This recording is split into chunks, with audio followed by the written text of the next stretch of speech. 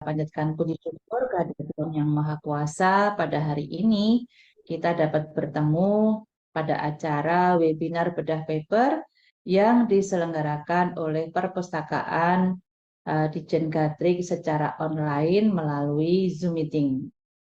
Acara bedah paper ini merupakan bagian dari forum literasi informasi di bidang ketenagalistrikan yang rutin kita selenggarakan, dan ini adalah acara bedah paper pertama di tahun 2023 ini. Dan acara bedah paper ini merupakan sarana berbagi pengetahuan bagi pegawai di Ditjen Ketenagalistrikan melalui karya tulis yang telah dipublikasikan tentunya ya. Selain itu, melalui acara ini, Perpustakaan Direktorat Jenderal Ketenagalistrikan ingin mengajak para pegawai dan masyarakat umum untuk meningkatkan literasi, informasi, serta sarana pengetahuan di bidang ketenagalistrikan. Ibu Bapak sekalian yang saya hormati, pemerintah melalui Kementerian Energi dan Sumber Daya Mineral berkomitmen memanfaatkan dan mengembangkan energi baru terbarukan di Indonesia sebagai energi andalan di masa depan. Dan salah satu aksi nyata yang dilakukan adalah mempercepat pengembangan EBT untuk meningkatkan penyediaan energi listrik maupun non-listrik.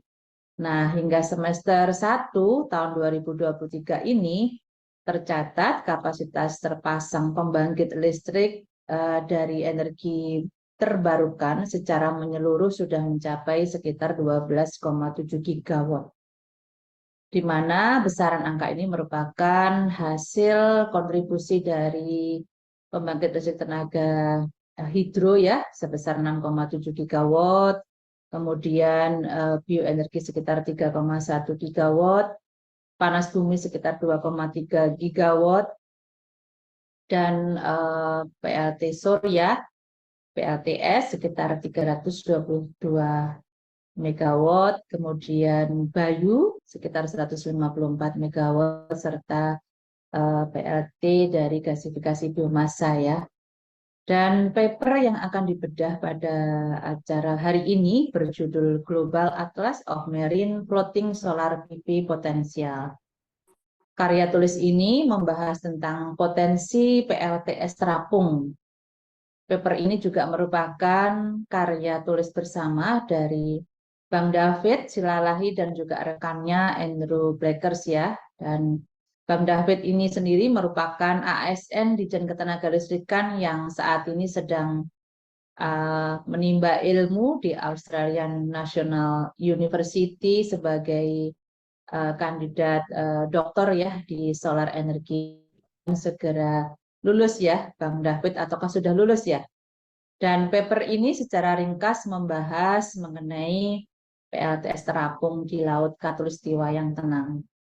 PLTS terapung ini dapat menyediakan energi surya tak terbatas secara efektif untuk negara-negara berpenduduk padat di Asia Tenggara dan Afrika Barat. Dan perlu kami sampaikan, kita di Indonesia juga tengah membangun ya PLTS terapung ini di Cirata, dan diharapkan sebentar lagi juga akan beroperasi. Ini merupakan PLTS terapung yang terbesar di Asia Tenggara. Dan sebagai narasumber penanggap di dalam webinar bedah paper ada Prof. Sarjia ya, selaku Kepala Pusat Studi Energi dari UGM, dan juga Mas Aryo ini sebagai Inspektur Ketenagalistrikan ahli madya dari Ditjen Ketenagalistrikan. Dan melalui acara ini, para peserta diskusi diharapkan mendapatkan gambaran sekaligus menambah wawasan terkait dengan pengembangan transisi energi di Indonesia, utamanya adalah PLTS terapung. Kami mengucapkan terima kasih tentunya atas kesediaan para narasumber dan juga pembahas ya. Dan kami juga mengucapkan terima kasih juga kepada para peserta yang telah meluangkan waktunya untuk mengikuti webinar kali ini. Semoga wawasan kita, pengetahuan kita juga semakin bertambah eh, terkait dengan pengembangan energi terbarukan khususnya PLTS terapung. Selamat berdiskusi, semoga kegiatan ini juga dapat memberikan manfaat bagi kita semua. Demikian yang dapat kami sampaikan. Wassalamualaikum warahmatullahi wabarakatuh. Ya.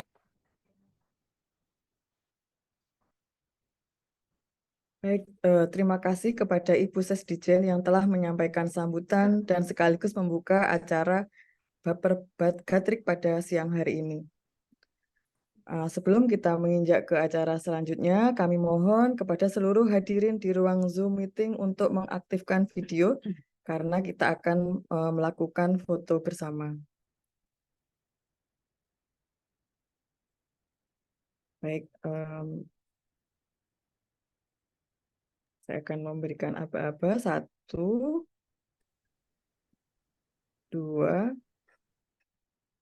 3 untuk slide pertama. 1, 2, 3 untuk slide kedua. Oke. 1, 2, 3 untuk slide ketiga. Untuk slide terakhir, 1, 2, 3. Baik, terima kasih Bapak dan Ibu sekalian.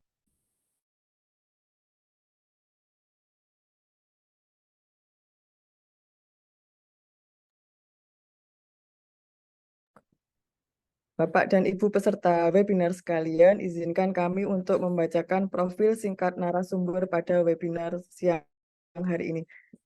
Bapak David Fernando Silalahi adalah ASN pada Dijen Ketenagalistrikan, lulusan Master Joint Program UGM dan ITB serta Karlsruhe Institut Teknologi Jerman dan merupakan PhD kandidat pada School of Engineering di Australian National University dengan topik penelitian beliau 100% Renewable Energy Integration for Indonesia.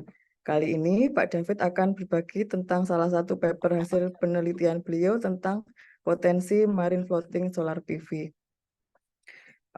Sebelum kita mulai, saya akan sedikit memberikan gambaran. Jadi PLTS terapung ini merupakan inovasi yang menarik dalam dunia energi terbarukan di tengah keterbatasan lahan di darat untuk mengurangi ketergantungan kita pada bahan bakar fosil. Jadi PLTS terapung ini dapat diimplementasikan baik di perairan tawar maupun lepas pantai, di mana sudah mulai dikembangkan di berbagai negara seperti Jepang, India, Malaysia, Singapura, serta yang seperti disampaikan oleh Ibu Sesdijen tadi, Indonesia juga sudah mulai mengembangkan salah satu yang terbesar yaitu PLTS terapung di Waduk Cirata. Tanpa berlama-lama, mari kita simak paparan dari Pak David. Kepada Pak David, kami persilahkan untuk menyampaikan materi selama 25 menit. Baik. Assalamualaikum warahmatullahi wabarakatuh. Selamat siang, salam sejahtera untuk kita semua. Assalamualaikum warahmatullahi wabarakatuh. Selamat siang, salam sejahtera untuk kita semua. Terima kasih Bapak Ibu yang sudah berkenan untuk hadir di acara bedah paper yang diselenggarakan Perguruan Gatrik pada hari ini. Saya David Fernando Silalahi akan mempresentasikan hasil penelitian kami di The Australian National University yang sudah terbit dalam bentuk paper akademik pada bulan lalu di jurnal Solar, jurnal internasional, yang halaman website untuk full papernya bisa diunduh pada tampilan layar. Judul penelitian kami ini adalah pemetaan potensi PLTS terapung di laut, Global Atlas of Marine Floating Solar PV Potential. Paper ini saya tulis bersama dengan pembimbing studi doktoral saya di Australian National University, yaitu Profesor Andrew Blakers. Baik Bapak Ibu, sebelum kita masuk ke hal yang lebih substansi dari hasil penelitian ini, maka ada baiknya mungkin kita mengenali dulu seperti apa sebetulnya PLTS terapung. Jadi PLTS terapung secara prinsip sebetulnya mirip saja dengan PLTS yang dibangun atau diinstal di atas tanah atau land base atau ground mounted gitu ya. Tetapi untuk PLTS terapung dia dipasang memanfaatkan permukaan air. bisa danau, waduk ataupun laut gitu ya. Jadi komponen-komponennya seperti tampak di layar ini adalah komponen pembangkitnya sendiri atau modul suryanya, PV modules. Ini yang mungkin terdiri dari ribuan, ratusan ribu atau bahkan jutaan modul surya gitu ya untuk mendapatkan jumlah listrik yang diinginkan. Kemudian ada komponen namanya inverter. Jadi kita tahu bersama bahwa modul surya ini menghasilkan listrik dalam bentuk arus searah atau DC, kemudian nanti akan diubah, dikonversi menjadi arus bolak-balik atau AC, dinaikkan tegangannya oleh trafo dan dikirim ke transmisi tegangan tinggi sebelum kemudian sampai ke rumah-rumah kita gitu ya, atau ke konsumen yang membutuhkan listrik itu. Nah, jadi di PLTS terapung ini ada komponennya juga namanya semacam ini ya, penambatnya atau anchor-nya. Lalu ada juga supaya dia tidak ini ya bergerak dari lokasinya gitu ya, tidak dibawa oleh arus air gitu ya. Jadi dia harus ditambat, ada semacam jangkarnya gitu ya, dan ada semacam kabel-kabel untuk mengikatnya gitu ya. Jadi ada komponen juga yang tentunya flux-nya atau puntonsnya itu ya. Jadi dia untuk sebagai ini ya, platform terapungnya gitu ya. Jadi kurang lebih Bapak Ibu ini skema dari PLTS terapung.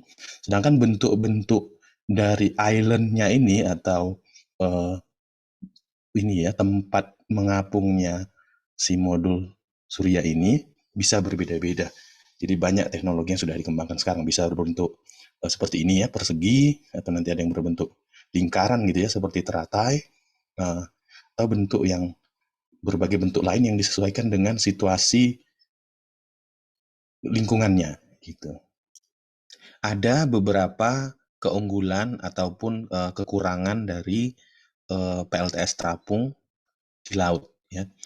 Beberapa keunggulan yang bisa saya catat di sini tentu tidak membutuhkan ini ya lahan tanah gitu ya, sehingga PLTS terapung ini tentu bisa atau cocok untuk negara atau kota yang terbatas lahannya gitu ya, tetapi ada lautnya gitu ya, sehingga dia kesulitan kalau harus membangun PLTS land based ground mounted gitu ya. Lalu hal yang menarik adalah ternyata satu penelitian mengatakan bahwa dengan ini ya performance yang lebih bagus gitu ya, stronger solar irradiance itu karena berkurangnya efek dari bayangan gitu ya, atau tutupan awan gitu ya. Kalau misalnya dibangun di atas rumah misalnya atau di tanah gitu ya, tentu dia bisa saja terkena bayangan pepohonan di sekitarnya atau bangunan di sekitarnya gitu ya. Juga tutupan awan gitu ya, lebih sedikit ternyata kalau diapungkan di laut. Jadi itu yang membuat panelnya mendapatkan cahaya matahari yang lebih banyak gitu ya, sehingga performanya lebih baik. Nah, hal berikutnya adalah PLTS terapung ini cocok untuk ini ya, kombinasi dengan turbin angin gitu ya. Tetapi ini tentu butuh ini ya, struktur yang kuat gitu, karena daerah-daerah yang punya potensi angin tentu ombaknya pun mirip gitu ya, akan lebih kuat ketimbang daerah yang potensi atau kecepatan angin lebih rendah gitu ya. Nah, kalau untuk PLTS terapung di waduk tentunya cocok untuk ini ya, hybrid dengan PLTA gitu ya. Tapi itu untuk konteks yang berbeda. Untuk lingkungan laut tentu kan luas sekali lahannya, sehingga ini menjadi suatu keunggulan PLTS terapung di laut bahwa banyak sekali lahan yang bisa dimanfaatkan. Nah, tentu akan perlu assessment gitu ya. Nah, di luar dari keunggulan-keunggulan tadi, ternyata ada juga hal-hal yang menjadi kekurangan PLTS terapung di laut ini. Misalnya, tentu kita memahami segala material yang dekat dengan laut atau bahkan bersentuhan langsung dengan air laut akan berisiko pada korosi atau berkarat gitu ya. Lalu bisa juga misalnya terganggu karena adanya organisme hewan-hewan laut gitu ya. Sehingga tentu butuh struktur yang lebih kuat yang mampu menahan ini ya, korosi tadi misalnya gitu ya, atau gangguan-gangguan tadi. Dan semua juga tahu bahwa setiap proyek apapun sama saja akan ada impact-nya atau dampaknya kepada ekosistem sekitar, sama dengan plts laut juga ada gitu ya. Nah, tentunya angin yang kencang dan ombak yang besar bisa membuat rusak gitu ya. Itu yang jadi kekurangannya. Sehingga memang sampai saat ini eksplorasi atau ini ya pengetahuan tentang PLTS terapung laut ini masih belum banyak, masih terbatas sifatnya.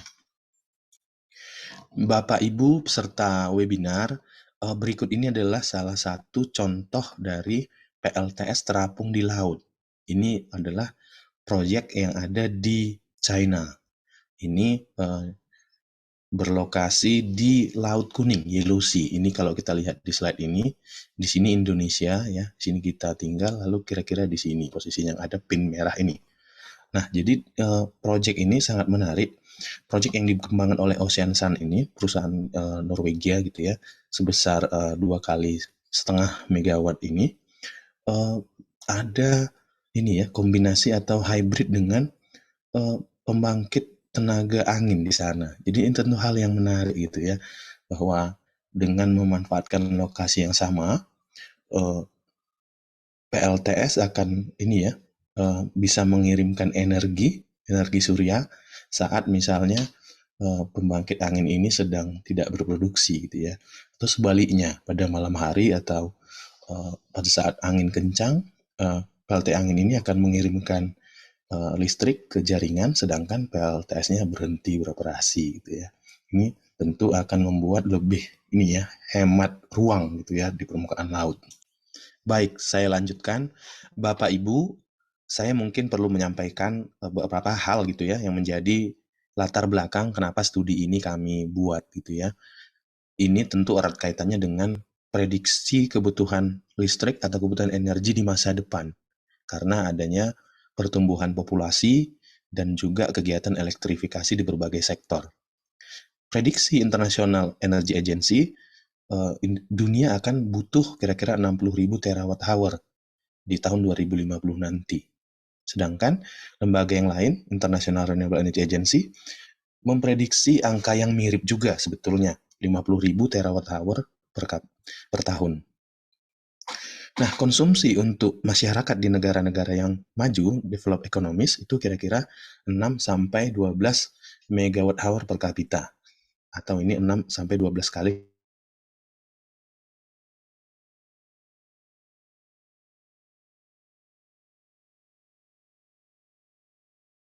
elektrifikasi di berbagai sektor, penggunaan kendaraan listrik, kegiatan-kegiatan menggunakan listrik, semua hampir semua nanti kegiatan-kegiatan itu akan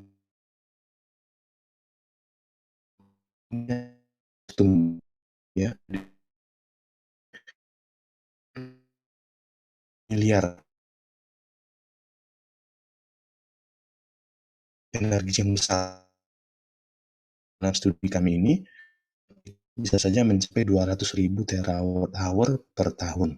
Maka akan listrik gitu ya, kalau menggunakan energi fosil bisa dibayangkan isi karbon warming akan semakin merusak bumi ini gitu ya. Si panel surya itu 10 maka akan butuh terawatt TS 1000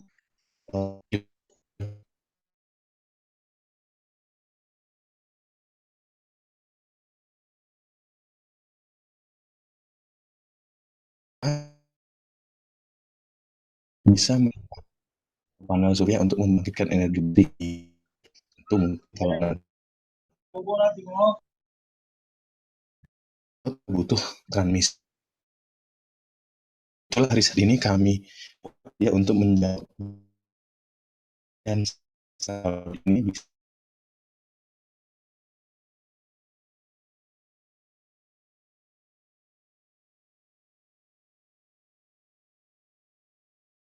sebetulnya PLTS terapung ini mulai dikenal mulai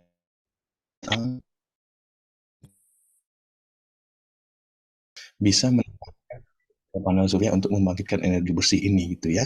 Tentu mungkin kalau nanti menggunakan permukaan laut maka butuh transmisi yang kuat gitu ya.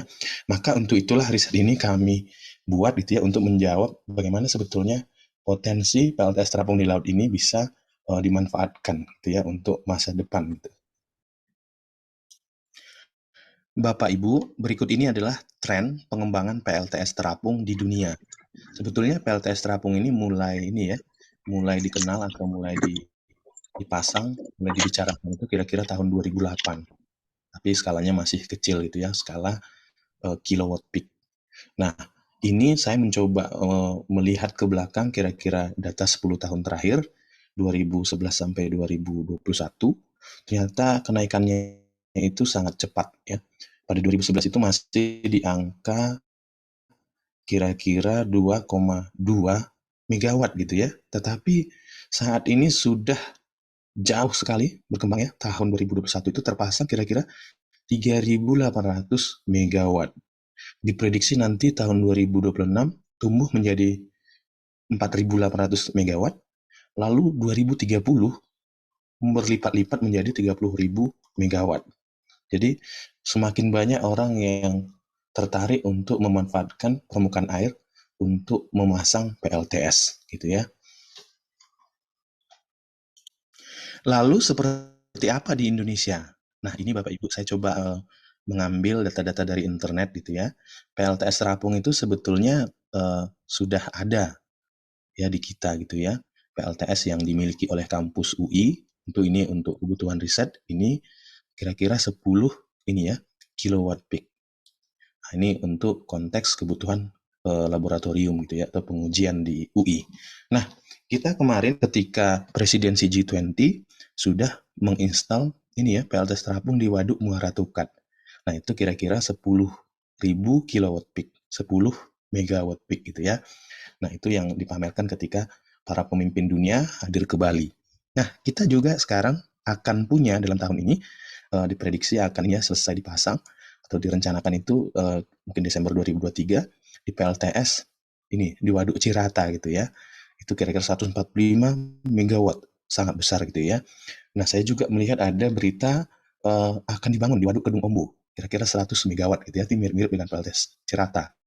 Nah, ini salah satu ini ya bukti nyata bahwa kita pun di Indonesia mengembangkan PLTS terapung, tapi untuk saat ini masih di freshwater gitu ya, di waduk yang ada di Indonesia.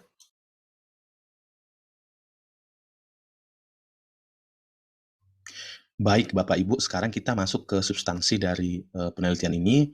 Ini kira-kira satu slide yang menggambarkan proses atau bagaimana penelitian ini dilakukan gitu ya. Jadi ini Bapak Ibu, seperti bisa lihat di layar sini, ini data yang kami pakai gitu ya, kami inputkan dalam melakukan riset ini. Kami menggunakan data kecepatan angin pada ketinggian 10 meter di permukaan laut gitu ya. Data 40 tahun per jam gitu ya. Jadi kami menganalisa dari tahun 1980 sampai 2020 gitu ya. Lalu data maksimum individual wave height atau tinggi ombak gitu ya. Sama ini juga data per jam selama 40 tahun. Kemudian data atau ini ya historical tropical storm gitu ya. Jadi kira-kira di mana ada badai dalam 40 tahun terakhir. Nah, kemudian itu kami petakan, lalu hasil pemetaan itu akan nanti terlihat di slide berikutnya. Kami kecualikan ini daerah-daerah yang dinyatakan sebagai daerah laut yang ini ya protected area gitu ya, daerah konservasi. Nah, ini dikeluarkan dari perhitungan potensi. Dan juga karena mempertimbangkan teritorial, artinya setiap instalasi itu harusnya masuk berada teritorial suatu negara. Maka kami menggunakan batasan 200 mil laut gitu ya, atau exclusive economic zone gitu sebagai batasannya. Jadi akhirnya dengan menggunakan metode visualisasi, menggunakan tool quantum GIS, maka kami mendapatkan perhitungan potensi di mana sih sebetulnya di seluruh ini secara global potensi untuk PLTS terapung ini. Jadi ternyata ada dua tempat yang paling favorit gitu ya, karena lautnya itu relatif lebih tenang dibandingkan laut-laut yang lain gitu ya. Pertama di sekitar Indonesia dan juga di sekitar Afrika Barat gitu ya, Gulf of Guyana gitu ya. Nah, kalau diangkakan kira-kira 1 juta terawatt hour per tahun potensinya, angka yang sangat besar. Jadi Bapak Ibu, ada 5 region yang menjadi fokus dari penelitian kami. Pertama adalah daerah di sekitar ASEAN gitu ya, di Asia Tenggara, kemudian di Teluk Persia di sini gitu ya, daerah ini, kemudian di Laut Mediterania ini sekitar Eropa, kemudian laut di sekitar benua Afrika, dan laut di sekitar Amerika Selatan gitu ya. Ini yang menjadi titik atau lokasi-lokasi yang kami lakukan assessment.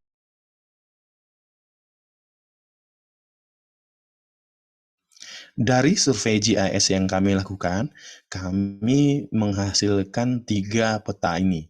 Pertama adalah peta kecepatan angin dalam 40 tahun terakhir gitu ya, kecepatan tertinggi gitu ya. Ini di sebelah kiri warna-warnanya adalah merah, orange, kuning, biru muda dan biru tua gitu ya. Ini menggambarkan kecepatan anginnya, klasternya 0 sampai 5 meter per second merah, 5 sampai 10 meter per second orange, kuning 10 sampai 15 meter per second, 15 sampai 20 meter per second untuk biru muda, dan di atas 20 meter per second untuk yang biru tua. Lalu ada warna-warna yang di sini ungu, ini adalah lokasi daerah konservasi laut atau protected area, gitu ya, yang ini tidak disentuh sebagai potensi gitu ya. Nah, ini terlihat bahwa memang di daerah Khatulistiwa ini adalah daerah yang kelas anginnya itu paling paling rendah gitu ya, atau tidak kencang gitu ya. Sedangkan di zona-zona mendekati 60 derajat lintang selatan atau 60 derajat lintang utara itu dia kecepatannya angin itu relatif tinggi gitu ya, di atas 15 sampai di atas 20 meter per second. Kemudian yang sisi kanan ini adalah menggambarkan tinggi ombak gitu ya, tinggi ombak selama 40 tahun terakhir gitu ya. Ini klasternya juga menggunakan warna yang mirip gitu ya. 0 sampai 4 meter tinggi ombaknya itu warna merah, kemudian 4 sampai 6 meter orange, 6 sampai 8 meter kuning, 8 sampai 10 meter biru, dan di atas 10 meter ombaknya itu biru gelap gitu ya. Sama menggunakan warna ungu untuk merepresentasikan protected areas atau daerah konservasi laut. Dan ini cenderung ini ya berkorelasi ya. Jadi kita lihat bahwa kecepatan angin yang rendah juga menyebabkan ini anginnya atau ombaknya di sini itu relatif tenang gitu ya, tidak terlalu tinggi gitu ya. Nah, ketika digabung, dikombinasi kecepatan angin dan tinggi ombak ini, maka kami dapatkan heat map seperti ini gitu ya. Ini menggambarkan juga bahwa daerah yang menjadi favorit atau dikatakan lebih tenang gitu ya ombak dan anginnya itu memang di sekitar Afrika dan di daerah Asia Tenggara, utamanya di Indonesia. Baik, saya lanjutkan Bapak Ibu. Ini adalah gambaran potensi PLTS terapung di seluruh dunia. Jadi ini kalau melihat warnanya, yang paling bagus atau paling cocok gitu adalah warna merah. Daerah warna merah, kemudian diikuti warna orange, kuning, hijau, dan warna biru adalah permukaan laut yang ombak dan anginnya itu paling kuat gitu ya. Itu kurang gitu untuk PLTS terapung. Nah, garis-garis yang abu-abu gelap ini adalah merepresentasikan jalur badai gitu ya. Nah, ini 40 tahun terakhir itu badai itu lewat sini atau dia pernah lewat mana saja gitu ya.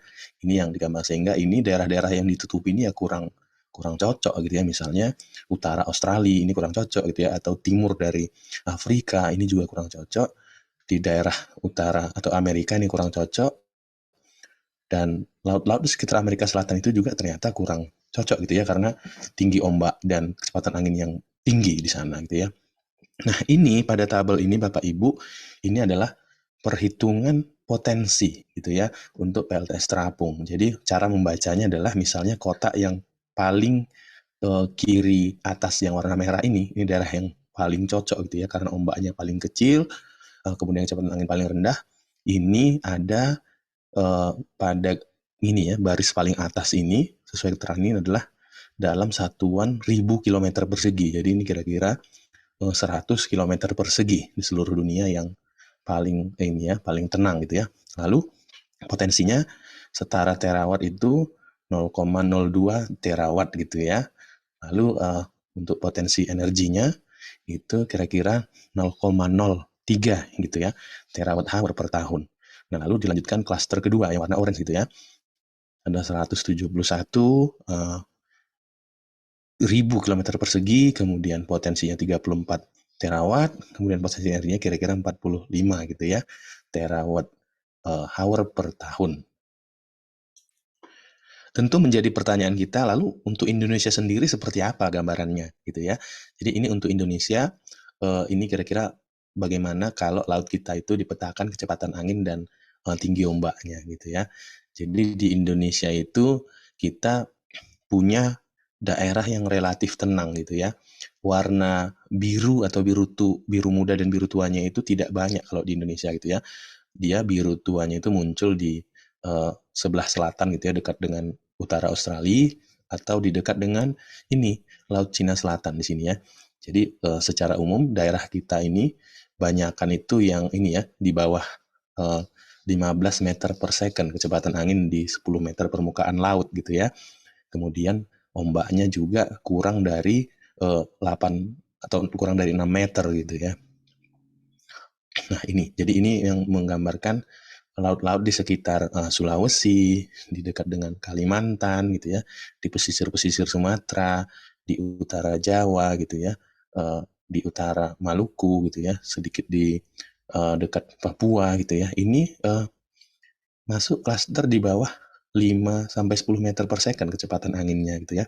Dan ombaknya juga 0 sampai 6 meter gitu ya. Jadi ini daerah yang paling ini ya, paling tenang gitu ya secara klasternya gitu ya, ombak maupun anginnya gitu ya. Jadi instalasi terapung di laut yang seperti ini tentu yang paling aman ketimbang dibandingkan di laut yang kategori warna biru atau warna biru muda gitu ya, karena tinggi ombak dan kecepatan anginnya yang berpotensi merusak instalasi gitu ya. Kalau di jumlah-jumlah itu kira-kira di Indonesia itu ada setara dengan 200.000 terawatt hour per tahun setara energinya. Itu Bapak Ibu. Jadi angkanya sangat besar gitu ya. Kira-kira angka ini setara dengan konsumsi energi dunia tahun lalu gitu ya. Kalau semua kebutuhan energi itu dikonversi ke listrik itu ya kira-kira setara 200.000 terawatt hour. Jadi potensi energi surya di laut kita itu setara dengan itu gitu ya. Jadi sangat-sangat besar. Demikian pemaparan dari kami hasil penelitian di The Australian National University. Potensi PLTS terapung di laut secara global maupun di Indonesia kita tahu bersama bahwa potensinya sangat besar dan tentu membuka peluang untuk dimanfaatkan demi mewujudkan transisi energi menuju net zero emission. Terima kasih. Wassalamualaikum warahmatullahi wabarakatuh. Baik, terima kasih Pak David atas paparan materinya yang sangat menarik ya Bapak dan Ibu. Jadi dari hasil penjelasan Pak David ada beberapa poin yang bisa kita highlight. Yang pertama, pengembangan marine floating solar PV ini memiliki peranan yang penting untuk transisi energi menuju 100% renewable energy future untuk mencapai target net zero emission sekaligus memenuhi pertumbuhan kebutuhan listrik yang terus meningkat. Kemudian, melihat potensi wilayah laut mana yang cocok untuk pengembangan PLTS terapung ini, atau offshore floating solar PV perlu mempertimbangkan beberapa hal, diantaranya kecepatan angin, ketinggian gelombang. Selain itu perlu dipertimbangkan pula apakah termasuk kawasan konservasi atau tidak. Kemudian yang terakhir, pertimbangan teritorial. Kemudian yang terakhir, wilayah yang memiliki prospek paling bagus berada di garis lintang khatulistiwa, termasuk wilayah perairan Indonesia dan beberapa wilayah di Afrika yang memiliki karakteristik perairan yang tenang dengan ketinggian gelombang kurang dari 6 meter dan kecepatan angin kurang dari 15 meter per second, yang mana ini kurang cocok untuk pengembangan offshore wind farm, sehingga offshore floating solar PV ini bisa menjadi alternatif. Baik, Bapak dan Ibu sekalian, untuk peserta yang ingin mengajukan pertanyaan, jangan lupa silahkan disampaikan melalui kolom chat. Akan ada door prize untuk satu pertanyaan terbaik. Baik, Bapak Ibu peserta webinar sekalian, agar diskusi ini semakin menarik, telah hadir di sini dua narasumber penanggap yang akan menanggapi paper dari Pak David. Izinkan kami membacakan profil singkat narasumber penanggap pada webinar kali ini. Yang pertama, Prof.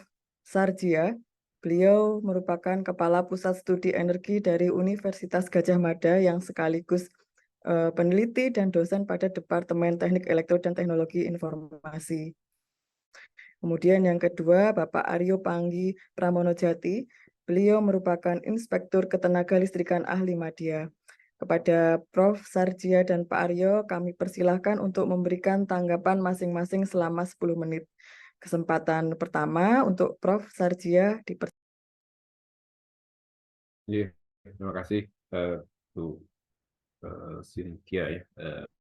Selamat siang Bapak Ibu semuanya. Assalamualaikum warahmatullahi wabarakatuh. Salam sehat untuk kita semuanya. Terima kasih atas waktunya. Yang pertama mungkin saya mengucapkan selamat untuk Mas David ya, Pak David ya. Ini luar biasa kalau saya lihat dari capaian penelitiannya. Saya cek tadi kalau di Scopus yang sudah ini ada mungkin 3 jurnal ya yang sudah publish di penelitian dengan area terkait dengan solar PV ini. Dan kalau saya lihat juga citasinya baru setahun atau 2 tahun sudah sangat banyak. Ini menunjukkan bahwa area penelitian di seputar yang dikerjakan oleh Pak David ini sangat berkembang dan masih membutuhkan banyak inovasi. Karena begitu ada hal-hal yang sifatnya baru dan kemudian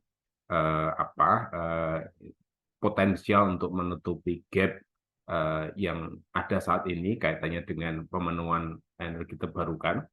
Karena menuju kepada visi net zero emission, kemudian juga menuju kepada energi yang lebih bersih, yang di dalamnya kemudian ada constraint, ada tekanan terkait dengan ketersediaan, maka kemudian energi harvesting yang kemudian dilakukan melalui PV ini menjadi sangat menarik.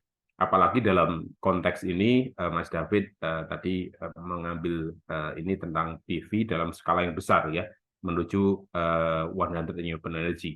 Kalau kita lihat memang riset-riset di dunia yang mungkin di beberapa negara yang punya visi menuju 100% renewable energy itu, maka kemudian perlu ada upaya yang betul-betul serius untuk kemudian melihat kira-kira potensi energi apa yang kemudian bisa dimanfaatkan dalam skala yang masif itu kan. Nah ini makanya kemudian kalau saya lihat dari ini kayaknya topik itu memang betul-betul menjadi sangat menarik. Citasinya juga tadi saya lihat yang paper yang kedua ya, yang mungkin karena paper ini baru saja, paper yang lain sudah citasinya cukup tinggi. Jadi selamat mungkin Mas David ya, semoga dalam waktu dekat bisa selesai mendapat PSD-nya. Nah apresiasi ini juga tadi karena secara spesifik isu yang diadres adalah mungkin salah satunya ya, karena dari paper Pak David ini kan selain kemudian mengadres potensi secara global terkait dengan marine PV floating ya, tetapi kemudian juga ternyata dari hasil penelitiannya secara spesifik potensi di Indonesia ternyata sangat, termasuk 2 di antara alokasi di dunia yang sangat tinggi ya, yang kemudian tadi ditunjukkan ternyata potensi energi yang ada itu bisa mencukupi bahkan kebutuhan dunia. Kalau dilihat misalnya seluruh potensi yang ada di Indonesia itu secara misalnya nanti secara visible kemudian bisa dimanfaatkan ya. Nah ini saya kira dari sisi aspek tadi bagaimana kemudian menuju net zero emission atau menuju kepada energi bersih 100% itu menjadi sebuah ada kemungkinan gitu ya dalam tanda petik ketika misalnya isu-isu yang lain ya terkait dengan masalah reliability, terkait dengan stability, kemudian juga security dan lain kemudian bisa secara teknikal bisa diatasi gitu ya. Ketika kemudian 100% misalnya PV base itu kemudian bisa direalisasikan dengan tingkat keandalan, tingkat stabilitas dan security yang diharapkan, maka sepertinya akan kemudian menjadi sebuah ini visible. Nah, ini yang saya kira paling nggak dari sisi potensinya kemudian terlihat bahwa memang ada di kita.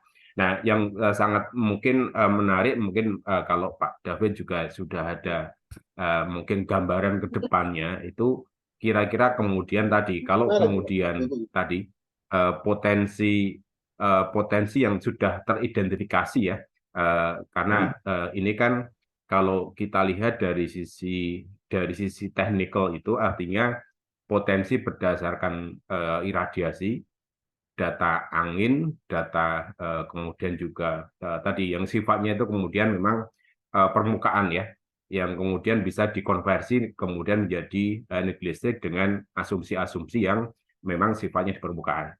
Nah, yang kemudian dalam perspektif saya sebagai mungkin kalau kita bicara mengenai perencanaan ya, ketika kita mau menuju kepada planning dan kemudian di dalam planning kemudian kita perlu memasukkan aspek keekonomian. Nah, ini mungkin kira-kira kalau misalnya menuju ke arah sana, apakah mungkin sudah ada semacam hitung-hitungan awal, atau mungkin kalau misalnya belum, kira-kira secara benchmarking itu level keekonomian itu di posisi yang mana atau seperti apa ya? Karena mungkin kaitannya dengan PLTS terapung ini kan kemudian memang case-case yang ada sebagian besar mungkin kalau di Indonesia adalah danau ya atau waduk ya, yang kemudian secara teknologi untuk apung atau teknologi untuk bawah airnya itu kemudian mungkin sudah ada gambaran. Tetapi ketika kemudian ini diimplementasikan di laut atau marin dengan gambaran bawah laut yang mungkin sementara di dalam penelitian ini belum saya lihat sekilas belum dimasukkan di dalam aspek pertimbangan, maka kemudian apakah kemudian sudah ada kira-kira kalau kemudian itu dimasukkan, itu dari sisi visibilitas teknik ataupun dari sisi visibility ekonomi itu akan seperti apa ya? Nah, karena ketika kemudian itu kemudian bisa dipastikan bisa secara teknikal bawah laut oke, secara ekonomi juga kemudian masuk, maka wah ini luar biasa inovasi pemanfaatan marine floating PV ini kemudian menjadi sebuah mungkin lompatan ya. Di samping tadi kalau dari sisi teknikal mungkin ketika kita bicara mengenai kebutuhan inersia, kemudian juga kebutuhan untuk beberapa hal terkait dengan misalnya karena di laut artinya nanti kita bicara mengenai bagaimana interkoneksinya ya. Ketika kemudian dari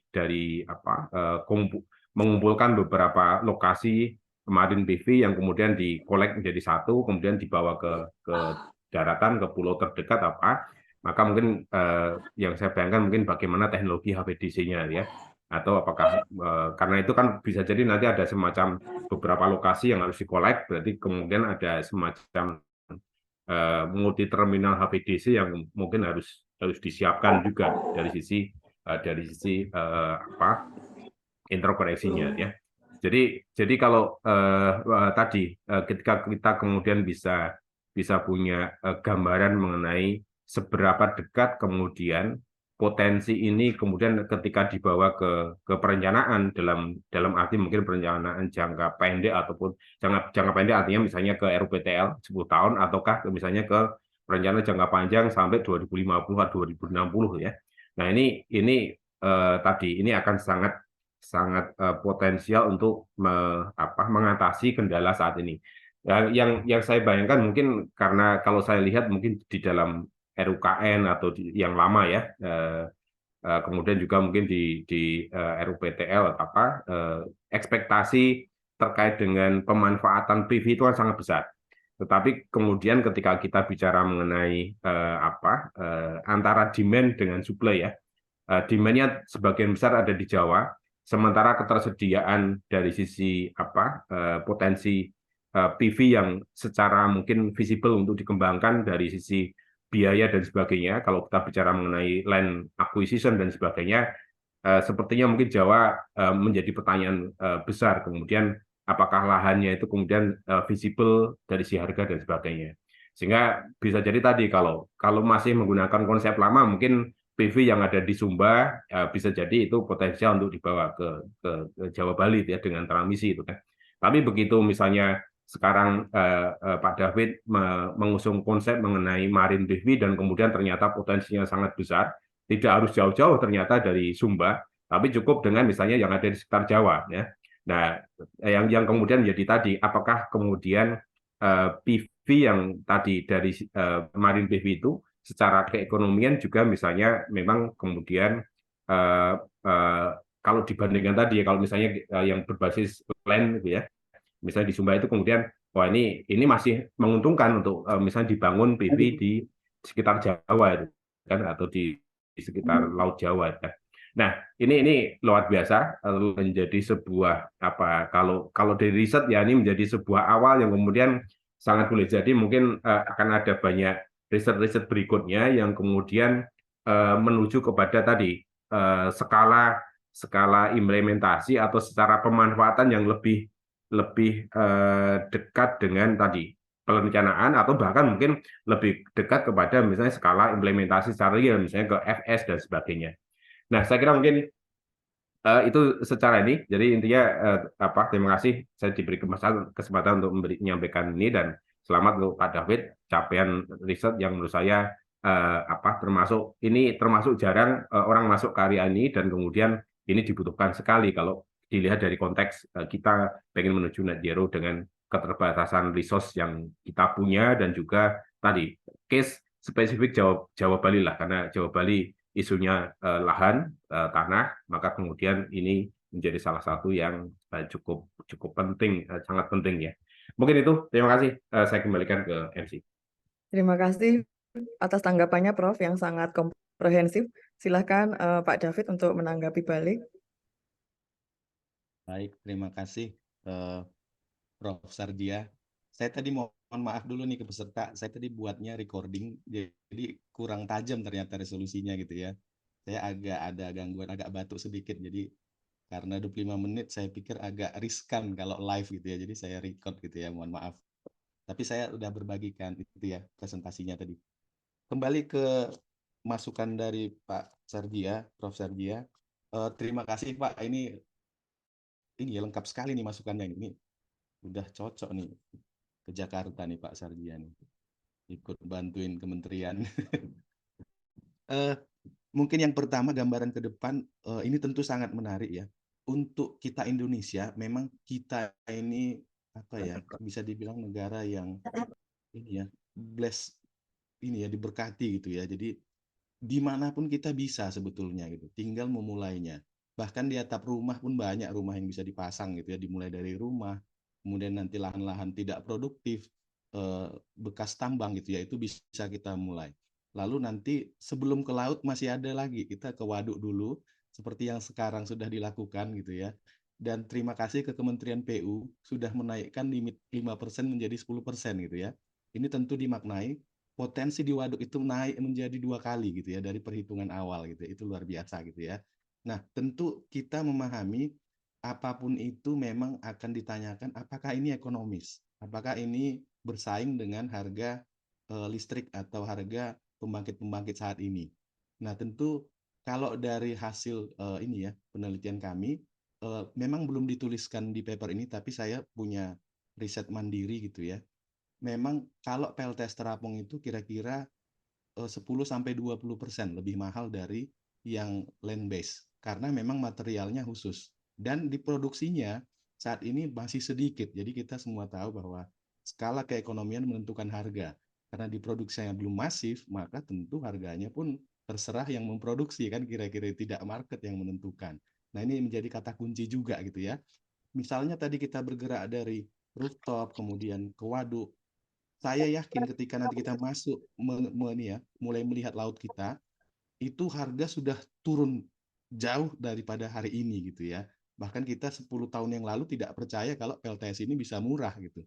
Dulu saya ingat di Kementerian SDM baru masuk jadi CPNS, harga PLTS itu 25 sen gitu. Lalu sekarang sudah turun jadi 5 sen, itu luar biasa gitu ya. Nah, saya mungkin sedikit cerita, tahun lalu saya ada semacam intensif dengan Pertamina gitu ya, untuk mereview seperti apa potensi PLTS terapung di kita. Saya mungkin izin share screen ya. Jadi kalau Bapak Ibu bisa lihat slide saya, tahun lalu itu saya mengevaluasi 4 lokasi di Indonesia.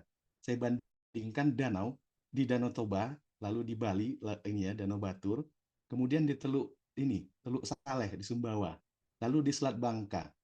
Nah, ini 4 lokasi floating PV yang saya penasaran gitu. Ini sebenarnya bisa ekonomis nggak sih gitu ya. Lalu saya juga diskusi dengan vendor Ocean Sun gitu ya, kemudian beberapa vendor yang lain, dan saya akhirnya menemukan harga yang cukup membuat saya kaget gitu. Ternyata nggak semahal yang saya bayangkan gitu. Jadi dari hitung-hitungan yang saya lakukan, ternyata balance of system untuk PLTS terapung gitu ya, saya hitungnya ini dia untuk um, di case saya ini 10 megawatt gitu ya, kira-kira 0,61 dolar per wattnya gitu. Ini ternyata turun, bayangan saya itu di kira-kira angka 1 atau bahkan lebih. Ternyata kurang dari 1 gitu ya. Nah, ketika capital cost ini dimasukkan ke financial modelnya, ternyata saya kaget juga. Ternyata nggak jauh-jauh dari angka Cirata. Nah, itu yang luar biasa gitu ya. Jadi kalau saya hitung-hitung dengan angka Cirata 5,8 sen, ternyata di Danau Toba itu bisa lebih murah sedikit ternyata. Ini model finansialnya adalah 30% modal sendiri, lalu 70% pinjaman gitu ya. Lalu saya bandingkan dengan Bangka, Bali, dan yang paling murah itu ternyata memang di Indonesia Timur karena capacity faktornya lebih tinggi, sinar mataharinya lebih bagus gitu ya. Jadi mungkin ini bisa menjawab yang tadi ditanyakan bahwa secara hitung-hitungan awal atau katakanlah ini pra-FS itu sudah masuk sebetulnya angkanya. Ini saya hitung pakai angka-angka tahun lalu. Mungkin kalau dihitung 2, 3 atau 5 tahun lagi mungkin lebih turun lagi gitu ya.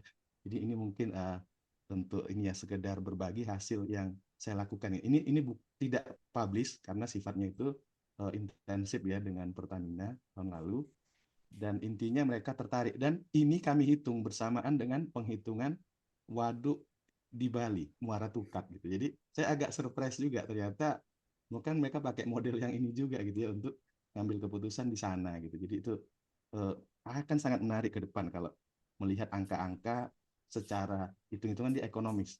Tapi mungkin pertanyaannya adalah kita akan butuh energy storage. Nah, ini nanti mungkin yang riset lanjutan yang akan menarik.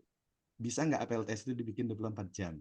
Supaya dia bisa apple to apple dibandingkan dengan katakan panas bumi atau mungkin PLTA yang base load gitu ya, sehingga lebih fair menilai harganya gitu ya, bahwa dia ternyata ekonomis dan layak masuk ke sistem gitu ya. Nah, mungkin itu. Lalu tentunya terkait dengan planning, memang ini menarik. Saya melihat dari kacamata yang lain, misalkan PLTS terapung di laut itu kan dalam hitung-hitungan ini 200 mil dari laut gitu ya, maksimal. Tentunya kita pilih yang dekat-dekat ke pantai. Misalnya dalam range 20 atau 30 km gitu ya. Kalau ini kita bandingkan secara fair, kota Jakarta dengan PLTA Cirata itu jauh gitu ya. Atau mungkin dengan panas bumi di Kamojang gitu. Itu mungkin ratusan kilometer gitu. Nah, kenapa kita tidak melihat PLTS ini secara fair? Dia bisa kok dekat dengan Jakarta. Katakanlah di pantai-pantai itu kan nggak perlu ambil yang jauh-jauh gitu ya. Nah, di situ pun sebetulnya metode penghitungannya atau metode menilainya pun harusnya lebih fair.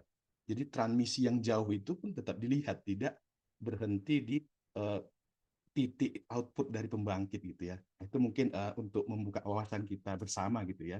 Barangkali nanti ada teman-teman juga yang ingin menghitung keekonomian di sana gitu ya.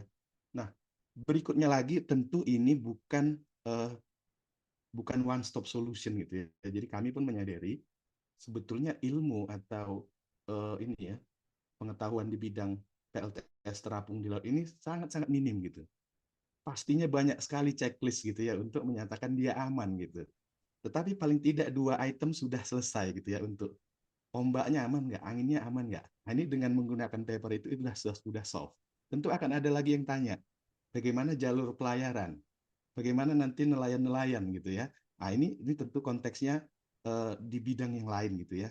Mungkin nanti kalau misalnya konteksnya zona pesisir, tentu Kementerian Kelautan Perikanan yang lebih tepat gitu ya. Mungkin dia punya zona-zona ini nggak boleh ya dikembangkan, ini harus stay as it is, seterusnya begitu gitu ya. Nah, itu tentu menjadi pertimbangan lain ketika dari potensi teknis masuk menjadi potensi ekonomis atau potensi market. Nah, ini berubah lagi angkanya. Tapi kalau katakanlah kita gunakan 5% saja dari potensi kita, itu luar biasa gitu ya. 5% dari 200.000 terawatt hour itu besar sekali angkanya gitu. Nah, ini yang mungkin potensi kita, bahkan kita mungkin bisa jadi semacam powerhouse gitu ya. Mungkin ASEAN itu kita listriki aja gitu, Brunei kita listriki, Singapura kita listriki gitu ya.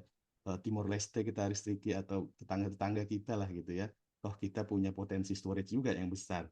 Nah, itu kira-kira yang ada dalam pemikiran saya saat ini, bagaimana melihat potensi ini ke depan untuk Indonesia gitu ya. Dan lagi-lagi tentu masih akan banyak riset-riset lain yang akan memperkaya ini, sehingga benar-benar kita pada level keyakinan, yes kita pergi ke laut gitu ya, menaruh panel-panel kita karena memang betul aman, semua checklist terpenuhi, dan keekonomian juga terpenuhi gitu ya. Untuk sementara ini mungkin sebagai gambaran gini, saya agak surprise dengan Korea yang berani memasang target kira-kira 4,2 gigawatt untuk PLTS terapung. Padahal kita tadi lihat di apa namanya di slide yang saya tayangkan tadi, itu Korea itu ditutupi oleh jalur badai tropis gitu. Saya agak kaget juga gitu ya. Kok mereka berani gitu. Nah, mungkin barang saya mereka punya keyakinan mereka akan memasang struktur yang sangat kuat sehingga panelnya itu ketika ada badai pun akan aman. Tapi lagi-lagi kalau pakai struktur yang kuat, defense maritimnya yang kuat, maka biaya yang mahal. Nah, konteks ke Indonesia, kita tidak perlu secanggih itu gitu ya. Katakanlah kita cuma pakai drum saja pun gitu ya, ditaruh panel di atas mungkin aman gitu ya. Ini gambaran kasar saja gitu. Tidak perlu canggih lah seperti platform offshore ini ya, sumur minyak di laut gitu ya. Nah, itu mungkin yang menjadi kelebihan kita gitu ya. Dan lagi-lagi tentu itu menjadi ekonomis gitu. Nah, mungkin itu yang bisa saya respon untuk masukan dari Pak Sardia.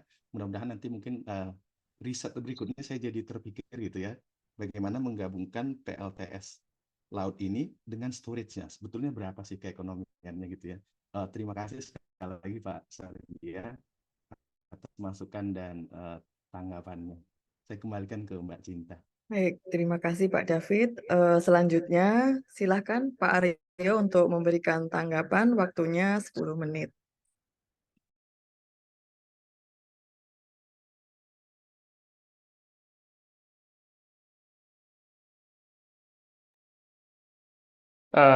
Terima kasih Mas David. Saya belajar banyak sebenarnya di sini. Saya jadi secara overall saya menikmati membaca paper Mas David. Saya sudah baca juga. Tadi juga paparannya juga cukup menarik apa yang disampaikan. Saya tidak akan banyak mengulang ya. Tadi juga saya cukup surprise dari paper ini adalah ternyata potensi di Asia Tenggara, terutama di Indonesia untuk marine floating ini yang terbesar di dunia ya. Terutama untuk area dengan ketinggian ombak di bawah 4 meter kalau nggak salah tadi ya, terus kemudian di kecepatan angin kurang dari 10 meter per second ya. Dan ini juga menjadi suatu hal yang menarik gitu ya, walaupun tadi juga disampaikan ya bahwa floating PV untuk freshwater itu adalah salah satu solusi untuk keterbatasan lahan seperti yang terjadi di Cirata gitu ya. Tapi sebenarnya freshwater itu juga terbatas juga ya dari cakupan area, apalagi dari tinjauan kementerian yang menangani seperti PUPR juga punya limitasi ya, 5% sekarang menjadi 10% gitu. Tapi dengan melihat paper ini jadi potensinya berubah lagi, ini berarti opportunity untuk mendapatkan sumber listrik dari PLTS menjadi sangat besar untuk case Indonesia. Dan saya sebenarnya sedikit meng-highlight, saya ingin share di sini bahwa saya cukup tertarik dengan apa yang disampaikan Pak David di dalam salah satu papernya ini setelah memaparkan potensi di Indonesia bahwa pendapat yang menyampaikan kalau Indonesia akan kesulitan untuk memenuhi kebutuhan listrik dari solar PV tanpa adanya konflik dengan food production itu adalah pendapat yang kurang tepat ya, kurang lebih seperti itu ya. Kalau melihat dari jumlah potensi ini, tentu saja saya sangat setuju dengan kalimat ini ya. Jadi secara overall saya sangat menikmati paper yang disajikan oleh Pak David dan juga paparannya yang disampaikan siang hari ini. Namun demikian saya ada beberapa hal yang mungkin saya juga ingin kami tanyakan ya, walaupun beberapa hal tadi juga sudah disampaikan oleh Prof. Sarjia dan juga direspon oleh Mas David ya terkait dengan concern terkait uh, metodologi yang tadi juga disampaikan, bahwa saya juga sebenarnya juga bertanya-tanya kenapa cuma cuma win sama wave height yang diperhitungkan di sini ya. Bagaimana dengan current gitu ya. Tadi ya, ya make sense lah ya. Artinya memang tidak bisa semuanya kita cover semuanya dalam satu hal ya. Tapi at least di dalam paper ini dua parameter tadi juga sudah di cover gitu ya. Kemudian yang ingin saya tanyakan adalah tadi juga Mas David menyinggung merujuk dari riset yang lain juga bahwa di offshore itu solar irradiance-nya lebih tinggi daripada onshore ya. Nah, ini yang saya bertanya di sini, apakah dalam perhitungan potensi ini itu menggunakan capacity factor yang ada di offshore gitu, atau memakai average yang ada di onshore gitu. Kalaupun pakai offshore itu kira-kira berapa lebih besar sih daripada di onshore gitu ya. Itu yang ingin saya tanyakan ya. Karena kalau kita lihat di Global Atlas itu kan kebanyakan yang dipetakan adalah yang di onshore ya. Yang di offshore mungkin Mas David bisa share di sini kira-kira seberapa lebih besar sih dibandingkan dengan yang onshore. Terus kemudian di perhitungan ini kira-kira berapa capacity factor yang digunakan untuk estimasi perhitungan itu tadi. Kemudian juga kalau kita baca di paper Mas David kan Mas David mereferensikan uh, uh, data cuaca dari era 5 ya untuk mengestimasi potensi dari PLTS berdasarkan record data lebih dari 40 tahun gitu ya. Yang saya tanyakan adalah ketika dalam case Indonesia misalnya uh, atau mungkin case di 4 zona yang lain, apakah Mas David juga melihat informasi data cuaca setempat ya untuk mengkonfirmasi data dari era 5 ini apakah cukup akurat atau tidak, melihat spektrum datanya tadi juga disampaikan kalau di dalam paper itu kan cukup besar ya, sekitar ukurannya mungkin 11 km persegi kalau nggak salah, tolong dikoreksi kalau saya salah. Apakah ini benar istilahnya, bagaimana bisa mengkonfirmasi data era 5 ini kalau dibandingkan dengan misalnya data di Indonesia, misalnya data dari BMKG, apakah memang seperti itu kah? Atau memang data kita yang tidak ada sampai 40 tahun ya? Mungkin nanti Mas David bisa share juga. Kemudian juga saya tadi juga bertanya-tanya sebenarnya dampak terkait dengan navigasi dan sebagainya itu berapa persen gitu ya. Cuma memang saya pikir ini perlu kajian yang lebih mendalam terkait dengan area-area mana saja yang memang tidak diperbolehkan untuk dibangun PLTS, kaitannya dengan konflik peruntukan lahan, mungkin untuk perikanan, untuk navigasi, mungkin juga untuk juga concern lingkungan yang lain ya. Terus satu hal lagi yang saya juga ingin saya tanyakan ke Pak David tadi, kalau dilihat di paparan kan Pak David memakai klaster pembagian potensi itu berdasarkan ketinggian gelombang dan juga kecepatan angin 0 sampai 5, 5 sampai 10 dan sebagainya dengan diindikasikan dengan warna yang berbeda gitu ya. Kenapa kenapa yang saya tanyakan kenapa klasifikasinya seperti itu? Apakah ada intensi tertentu? Apakah itu menunjukkan adanya perbedaan klaster biaya di mana klaster 1 0 sampai 5 mungkin lebih murah, kemudian yang itu lebih mahal dan sebagainya gitu ya, sehingga kita lebih bisa concern ke klaster 1, klaster 2, mungkin seperti itu, atau seperti apa gitu ya. Dan juga tadi juga disampaikan Mas David pada saat merespon komen Pak Sarjia terkait biaya dari floating PLTS di freshwater tadi sekitar berapa persen tadi ya, lebih mahal daripada onshore ya, setidaknya tidak terlalu besar ya. Tapi apakah ini juga akan equal di uh, offshore, tetapi yang di marine gitu ya. Mengingat tadi juga disampaikan di dalam paparan bahwa kondisinya juga sedikit berbeda ya, karena faktor salinitas dan kemudian juga faktor gelombang air laut dan kemudian juga anginnya yang lebih tinggi gitu ya. Dan ini semua juga akhirnya balik lagi ke pertanyaan cost ya tadi ya. Sehingga kami bertanya-tanya secara pribadi, saat ini PLTS, terutama PLTS yang ada di darat, salah satu kelebihannya kenapa dia berkembang dengan cepat adalah easy to deploy sama dia termasuk renewable energy yang sangat murah untuk dikembangkan gitu ya. Ketika itu ada di laut, di marine floating PV, apakah persepsi ini akan sama atau akan bergeser gitu? Apakah ini menjadi sesuatu yang bisa dikembangkan, tetapi secara cost itu masih tanda tanya atau seperti apa? Mungkin itu dari saya. Saya secara pribadi saya ucapkan terima kasih sudah share di dalam acara ini, Pak David. Saya sangat enjoy sekali dengan paparan dan papernya. Terima kasih sekali. Ini komen saya. Terima kasih. Baik, terima kasih atas tanggapannya Pak Aryo yang sangat singkat, padat, dan komprehensif. Silahkan Pak David untuk menanggapi balik. Baik, terima kasih Mbak Cinta. Terima kasih Mas Aryo, ini saya ini ketemu reviewer ini jatuhnya. Nggak apa-apa. Ini memang ini ya banyak yang mirip-mirip sih menanyakan gitu ya. Seperti apa kok bisa ngitung potensi di laut gitu ya. Nah, gini. Ini tentu pendekatannya menggunakan base dari data potensi di darat gitu ya. Misalnya untuk Indonesia, saya tahun 2021 menghitung data satelit 10 tahun terakhir. Maaf Itu Pak David kita untuk kapasitif. suaranya kurang Oh, terdengar. maaf, sorry. Ini udah kedengaran belum ya? Bentar. Mudah-mudahan suaranya udah kedengaran nih. Ya, jelas, Pak. Baik. Nah, mungkin saya ulangi ya. Jadi, terima kasih Mas Aryo untuk ini ya. Banyak sekali pertanyaannya, itu komprehensif dan memang teknikal gitu ya. Untuk menghitung potensi di laut, terus terang saat ini belum ada pemetaan secara global gitu ya. Tetapi tentu kita bisa melakukan pendekatan dari data potensi yang ada di darat.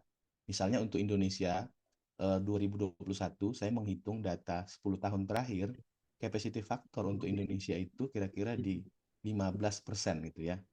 15,4% detailnya gitu ya. Nah, untuk hitung-hitungan di paper ini menggunakan 16%. Kenapa 16%? Dengan pertimbangan hasil riset-riset sebelumnya mengatakan performance-nya itu lebih tinggi 5 sampai 10% dari yang land base atau yang rooftop gitu ya. Sehingga kalau menggunakan 16%, pendekatan konservatif itu masih aman gitu ya. Mungkin kalau dihitung bisa jadi lebih tinggi. Kenapa lebih tinggi? Karena gini, kalau di laut itu kan kita bayangkan semacam kertas gitu ya. Dia kan rata gitu ya. Beda dengan kita di darat yang kontur berbukit-bukit atau apapun itu, akan ada faktor shading yang tinggi.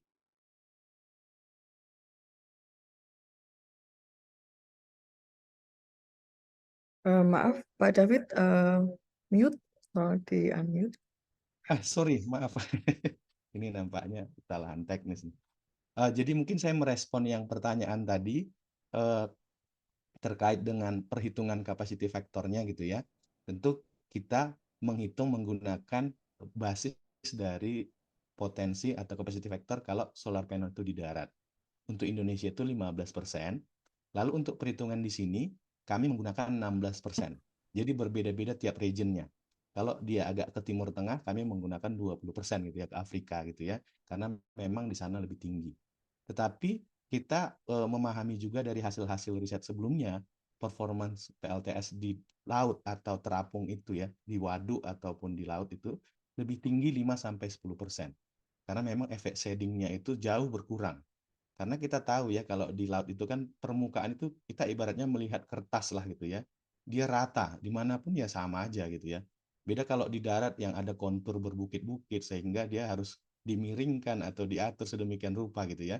Tapi untuk di laut itu kita ibaratnya bebas saja dari sisi manapun mataharinya ketemu gitu ya. Nah itu kira-kira kenapa menggunakan pendekatan dari potensi atau capacity factor solar panel di darat. Nah, untuk akurasi data gitu ya. Kenapa menggunakan ERA 5 gitu ya. Nah, sejauh ini data ERA 5 itu yang akurasinya paling bagus. Digunakan di banyak riset-riset dan terbaru mengatakan ini oke untuk melihat data ombak juga data kecepatan angin. Jadi itu yang kami pakai. Data ini selalu diperbarui dan ini generasi yang paling update dan divalidasi oleh penyedia datanya dan sifatnya memang reanalisis. Jadi bukan pengukuran gitu ya. Jadi dia dengan keadaan atau temperatur, pengukuran parameter-parameter di sekitarnya atau di koordinat yang ditinjau, dia bisa menghitung kira-kira ombaknya itu berapa sih tingginya, anginnya berapa sih pada jam-jam itu gitu ya. Jadi akurasinya, dulu saya menghitung ketika 2020, era 5 itu masih di akurasi 31 km kali 31 km. Lalu tahun ini datanya itu diperbaiki oleh mereka menjadi lebih akurat menjadi 11 km kali 11 km. Dan belum ada saat ini data yang lebih akurat daripada era 5. Dengan Meracu gitu ya yang digunakan oleh Renewable Ninja sekalipun itu tidak, kadang-kadang dia seperti apa ya, estimasinya itu masih deviasinya tinggi gitu dari pengukuran. Jadi bisa dikatakan untuk saat ini kami mempercayai era 5 ini yang paling oke, dan bisa jadi nanti ke depannya ada yang lebih baik lagi atau update lagi gitu ya generasi reanalisis datanya gitu ya. Nah, lalu yang berikutnya tentu benar bahwa PLTS di darat itu sudah duluan matang gitu ya, sudah duluan dikembangkan, ya sama saja sebetulnya. Sesuatu yang baru dimulai itu tentu masih banyak belajar gitu ya untuk PLTS terapung apalagi di laut gitu ya. Nah, tapi jangan lupa di darat itu pun potensinya sama-sama besar. Sorry, bukan potensinya, risikonya pun juga besar. Misalnya tadi dari peta yang tadi bahwa jalur badai itu pun ternyata lewat di daerah Jepang, Korea gitu atau Cina gitu ya. Di kita enggak gitu ya. Pertanyaannya malahan kenapa kita yang nggak dilintasi jalur badai tidak mau membangun sebanyak-banyaknya gitu ya. Mereka yang jalur badainya ada, lautnya pun tidak tenang, berani memasang gitu ya. Berarti mereka bersedia dengan biaya tinggi gitu ya. Kalau di kita mungkin dengan kapasitas sama, dengan produksi yang sama, biaya pemasangannya lebih rendah gitu ya, karena strukturnya tidak harus yang kuat gitu ya. Tidak harus mampu menahan badai topan gitu ya. Nah, ini kaitannya ke klaster-klasternya tadi. Kenapa 0 sampai 4 meter, 4 sampai 6, 0 sampai 5 meter per second, 5 sampai 10 dan seterusnya itu kaitannya sebetulnya dengan kekuatan badai gitu ya. Jadi setiap struktur itu kan akan diuji wind load-nya. Kalau dia diterpa angin, seberapa kuat dia atau berapa batasnya gitu ya. Kira-kira itu pendekatan yang kami lakukan sehingga mudah bagi ini ya civil engineer gitu ya untuk melihat oh ini masih dalam kategori badai sedang atau badai yang kuat gitu ya. Kalau 20 meter per second ke atas itu udah kategori kuat gitu ya. Nah, itu kira-kira kenapa menggunakan cluster ini gitu ya.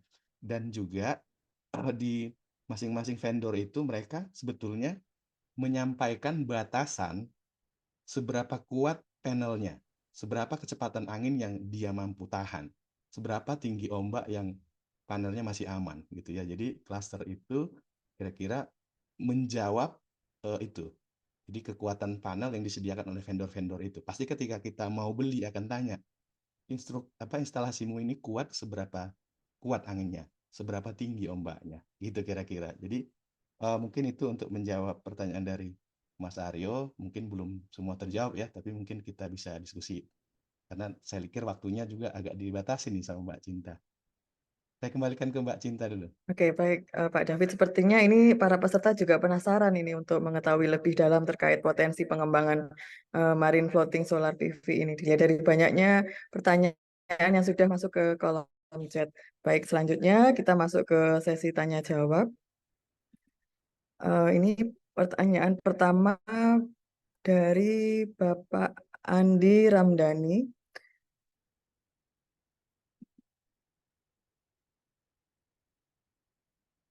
Mungkin Pak Andi bisa langsung untuk menyalakan video dan audio untuk berdiskusi secara langsung dengan narasumber kami, Pak David.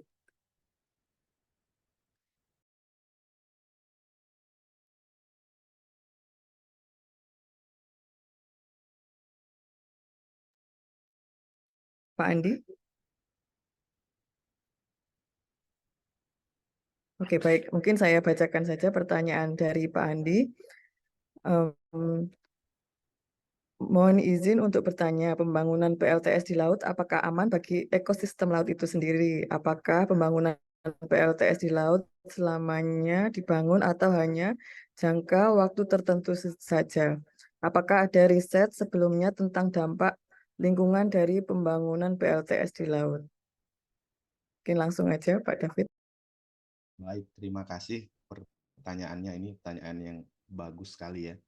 Jadi memang kita menyadari apapun itu, proyek apapun itu pasti ada dampak lingkungannya gitu ya. Termasuk misalnya PLTS terapung di waduk gitu ya. Tentu ada manfaat positifnya, ada manfaat negatifnya. Di laut juga begitu ya, tapi mungkin konteksnya berbeda.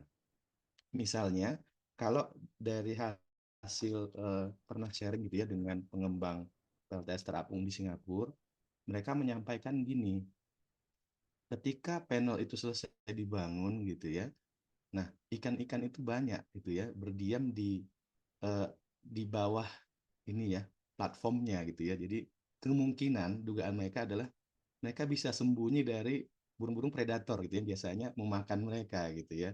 Di satu sisi itu positif bagi si ikan, tapi mungkin bagi si burung predator itu enggak gitu ya, karena keseimbangan ekosistemnya jadi berubah gitu ya.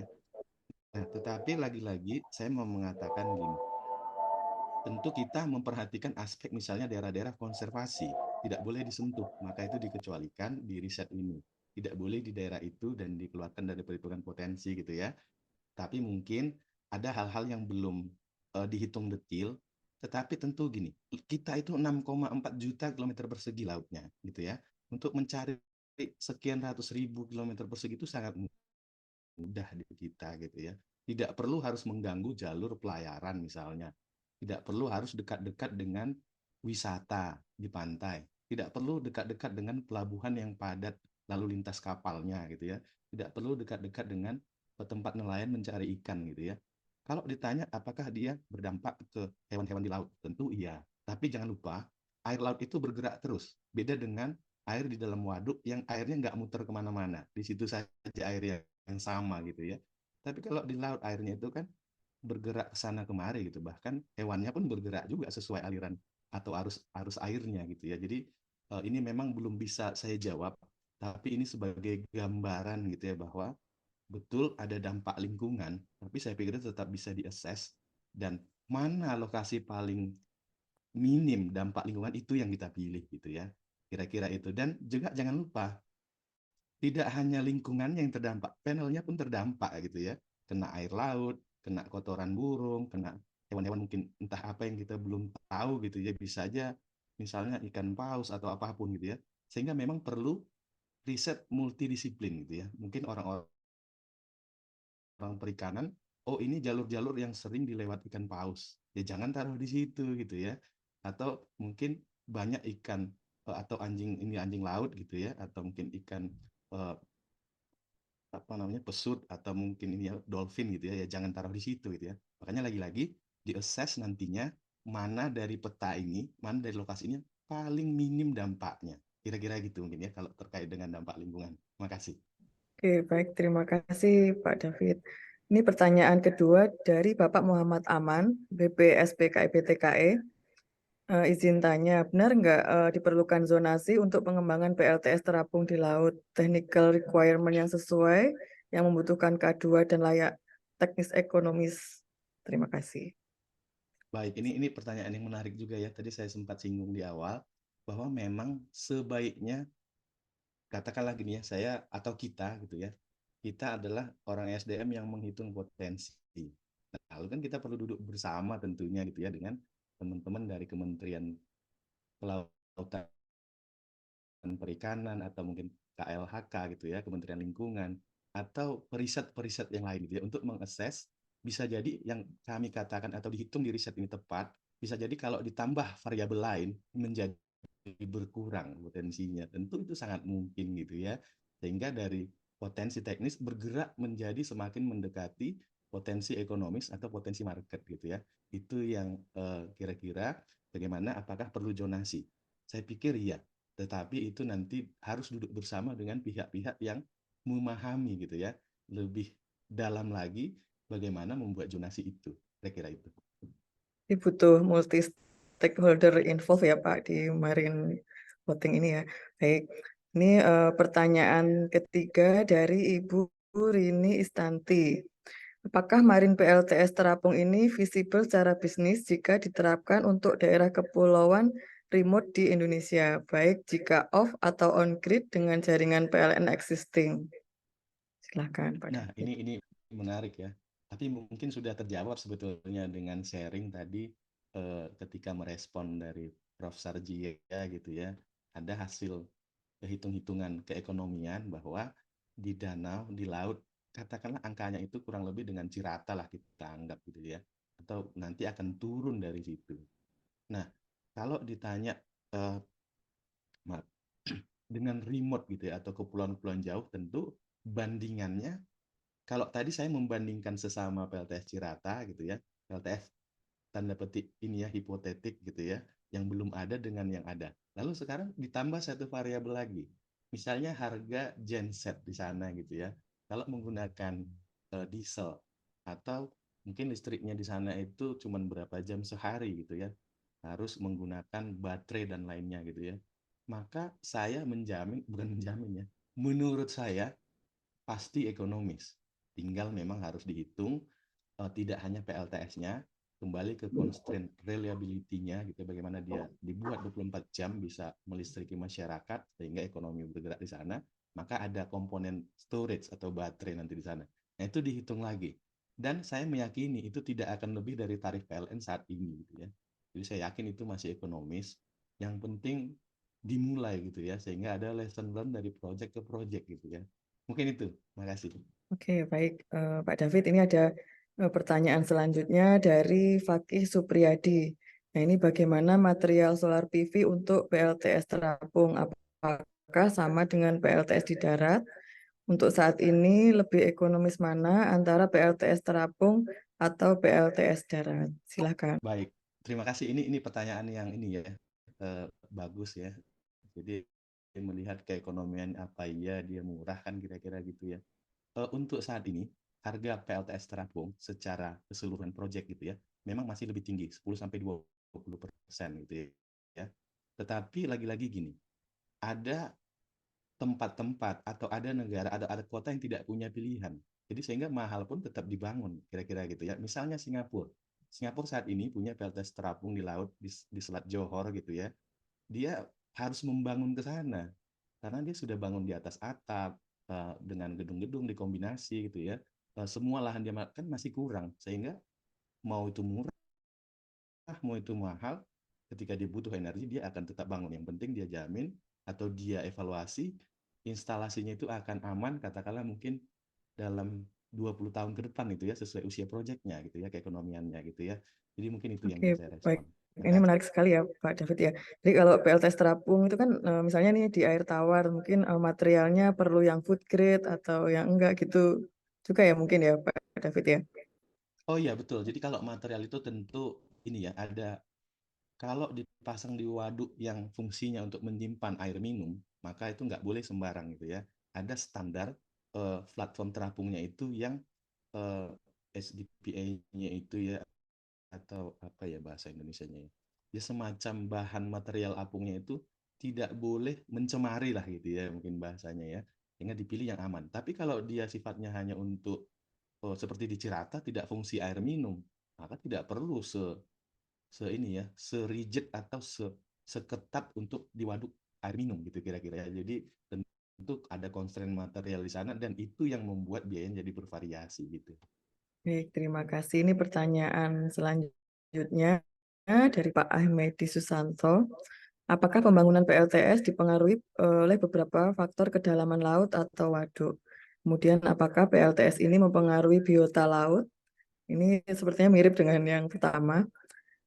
Atau jika dibikin di sekitar keramba, peternakan ikan mempengaruhi kegiatan tersebut. Terima kasih. Nah, ini menarik sekali pertanyaannya gitu ya. Mungkin ini malah jadi ide gitu ya untuk petani ikan kita, petambak ikan gitu ya. Nah, kalau ini saya jawab dulu mungkin gini. Apakah mempengaruhi gitu ya kedalaman atau apapun? Tentu ya. Misalnya seberapa jauh kabel-kabel yang harus diikatkan ke jangkarnya, mooring ke anchoringnya gitu ya. Nah itu tapi itu tidak signifikan besar biayanya. Karena lagi-lagi komponen suatu PLTS itu paling besar ya di panelnya gitu ya. Untuk komponen lain itu kecil sebetulnya. Jadi kalaupun dia dalamnya beda 50 meter atau 100 meter, itu nggak terlalu signifikan sebetulnya ke total biayanya gitu ya. Makanya lagi-lagi di-assess lokasi per lokasi dengan angka mana yang mau dituju, maka dicari mungkin laut yang tidak terlalu dalam gitu ya. Sehingga secara cost tetap bisa ditekan gitu ya. Lalu tadi terkait dengan, sorry saya agak miss tadi ya. Yang Yang belum dijawab tadi yang mana ya Mbak selanjutnya Cinta yang ya? ini, kalau dibikin sekitar Keramat tadi udah. Oh ya, Ya, ya. Nah, ini saya melihat di beberapa tempat di India atau di tempat-tempat lain itu petambak itu kreatif gitu ya. Jadi dia memasang solar panel di atas rumah-rumah yang di atas tambaknya itu ya. Jadi dimanfaatkan energi mataharinya untuk melistriki kebutuhan mereka di sana. Tetapi tidak terapung di lautnya gitu ya. Karena mungkin tentu mereka nggak punya knowledge di sana gitu ya. Tidak mengakses tinggi ombak, kecepatan angin yang jangan-jangan nanti bisa merusak panel dan tambak ikannya gitu ya. Tapi kalau sekedar panel yang taruh di kecil-kecil gitu ya di atas platform terapungnya mungkin nggak apa-apa gitu ya. baik. Terima kasih Pak David. Baik, selanjutnya ini pertanyaan dari Pak Dedi. Apakah dalam pemilihan proses pembangunan Marine Floating PLTS ini mempertimbangkan potensi gempa? Apakah desain instalasinya telah mengamankan dampak gempa di laut? Silakan. Oh baik, ini menarik sekali pertanyaannya. Jadi faktor keamanan instalasi kira-kira gitu ya, kalau ringkas ya. Jadi mungkin saya mau share screen juga. Saya tadi lihat-lihat di internet, misalnya ini. Sebetulnya mungkin yang dimaksud itu tsunami gitu ya. Bagaimana gelombang tinggi tsunami itu merusak nggak nanti ke panelnya gitu ya. Nah, maka lagi-lagi kata kuncinya adalah kita pilih daerah-daerah mana yang paling aman gitu ya. Jadi kalau misalnya Bapak Ibu lihat nih yang paling kiri potensi kita, pemetaan ininya ya, laut kita. Lalu yang kanan ini adalah historical kejadian-kejadian tsunami dari BNPB gitu ya. Tentu jangan dipilih nih daerah-daerah ini. Kan gampangnya gitu ya. Jadi kan sifatnya titik-titik saja sebetulnya gitu ya. Jadi jangan pilih daerah-daerah ini, masih banyak kok yang masih aman nih gitu ya. Misalnya di utara Jawa ini nggak ada loh tsunami di sini secara sejarah gitu ya. Atau di teluk-teluk yang di Sulawesi gitu ya. Atau di pesisir timurnya Sumatera antara Selat Bangka gitu ya, Bangka dengan Sumatera gitu ya. Jadi banyak sekali tempat-tempat yang bisa kita pilih sehingga terlalu khawatir eh, karena kita tahu potensi tsunami-nya di mana gitu ya. Karena kalau udah kena tsunami apapun ya lewat gitu ya. Mau kapal sebesar apapun, pelabuhan sebesar apapun, kalau udah diterjang tsunami ya kita tahu gitu ya. Pasti itu udah ya kita nggak tahu bentuknya nanti gitu ya. Oke, baik. Begitu. Terima kasih. Ini pertanyaan terakhir yang kami pilih dari Kak Ilda Agnes. Izin bertanya, apakah sudah ada riset teknis dan biaya tentang dampak positif dan negatif lingkungan floating PV di laut dibandingkan floating landing PV di darat, mengingat negara kita negara maritim, tempat berkembangnya bakau dan terumbu karang yang membutuhkan sinar matahari masuk ke dalam laut. Ini semua sangat concern aspek lingkungan ya Pak David. Nah Silakan. ini menarik juga ya pertanyaannya. Makasih Mbak Ilda. Saya pikir gini, tadi saya sampaikan kata kuncinya gitu ya, bahwa daerah konservasi laut itu dikeluarkan dari perhitungan potensi, artinya tidak disentuh gitu ya. Nah, sehingga yang dikhawatirkan tadi mestinya terjawab dengan mengecualikan itu. Nah, lalu lagi-lagi laut kita yang sangat luas, 6,4 juta kilometer persegi, ya, kita bisa pilih mungkin ratusan ribu lokasi gitu ya untuk membuat PLTS terapung ini gitu ya, sehingga dampak lingkungannya bisa dicari yang paling minim di mana sih gitu ya. Kalau kita udah tahu di situ ada terumbu karang, ada eh, bakau, ada mangrove apapun itu ya jangan di situ kan kira-kira gitu ya. Jadi dengan luasnya negara kita, negara maritim ini, ya mungkin kita ini ya visi maritim gitu ya. Poros maritim itu tidak lagi hanya pertahanan atau perdagangan dan seterusnya. Energi ternyata bisa konteks energi surya atau PLTS terapung gitu ya. Jadi mungkin itu yang menjawab concern terhadap lingkungan. tentu kita semua concern terhadap lingkungan, tapi kita pilih yang dampak yang paling minim. Baik, Mungkin itu. terima Terima kasih. kasih Pak David atas jawabannya sangat-sangat komprehensif. Terima kasih atas pertanyaan yang luar biasa juga untuk para peserta. Karena keterbatasan waktu, maka mohon maaf sekali sesi tanya jawab harus dicukupkan sampai di sini. Adapun pertanyaan yang di kolom chat yang belum sempat terjawab, mohon dapat di-email ke email narasumber kami, Bapak David, di david.silalahi@enu.edu.eu untuk dijawab secara langsung oleh beliau. Baik, terima kasih kepada narasumber yang telah berbagi informasi tentang Global Atlas of Marine Floating Solar PV Potensial. Kita akhiri sesi diskusi ini dengan closing statement dari Pak David. Silahkan Pak Baik, David. sekali lagi mungkin saya mengucapkan terima kasih ke seluruh peserta yang hadir gitu ya. Kita berbagi pengetahuan di sini. Semoga menambah wawasan, menambah diskusi-diskusi gitu ya, terutama terkait transisi energi. Dan saya mengucapkan terima kasih ke penanggap Profesor Sargia. Selamat sudah dikukuhkan menjadi profesor guru besar di UGM gitu ya. Semoga kita punya kesempatan yang lain juga untuk berdiskusi. Saya berguru gitu ya, karena beliau ini guru saya gitu ya. Dan saya berterima kasih ke Mas Aryo meluangkan waktu gitu ya untuk membaca dan mereview, berdiskusi gitu ya. Banyak hal-hal yang mungkin belum tercakup di paper ini, tapi tentunya namanya riset bisa selalu diperbaharui dan akan selalu ada ilmu-ilmu baru gitu ya dengan perkembangan teknologi, ketersediaan data gitu ya. Jadi saya ucapkan terima kasih dan tentunya ke Bu Sesdijen yang memperkenankan acara ini ditangani oleh Perpustakaan Gatrik gitu ya, Mbak Cinta, Mbak Dina, dan semua teman-teman yang berada di balik layar untuk mensukseskan ini. Saya mengucapkan terima kasih yang banyak gitu ya. Dan percayalah kita bisa menuju transisi energi 100% energi terbarukan. Terima kasih. Terima kasih Pak David. Baik, selanjutnya seperti yang telah kami sampaikan di awal bahwa akan ada penanya terbaik. Dan penanya terbaik adalah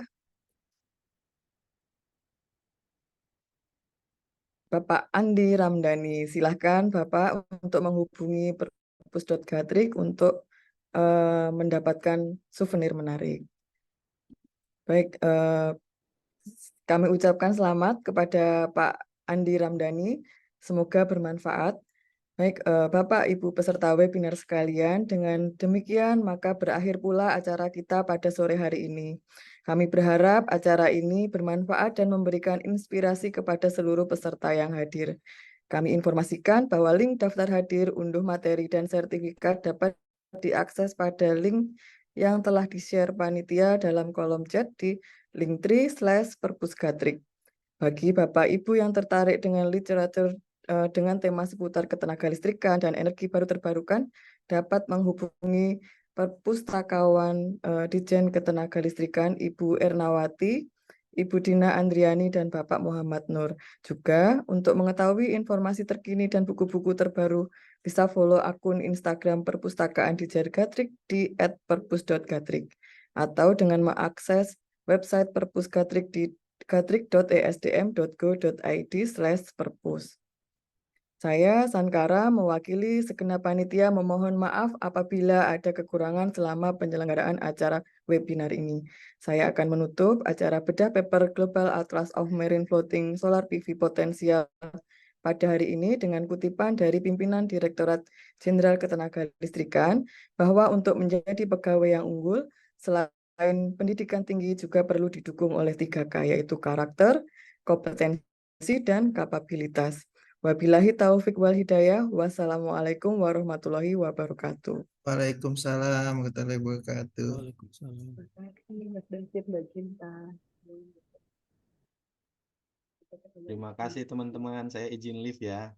Terima kasih Pak Semoga David. tahun Sampai depan ketemu sudah lagi. bisa ketemu. Sampai ketemu di Jakarta.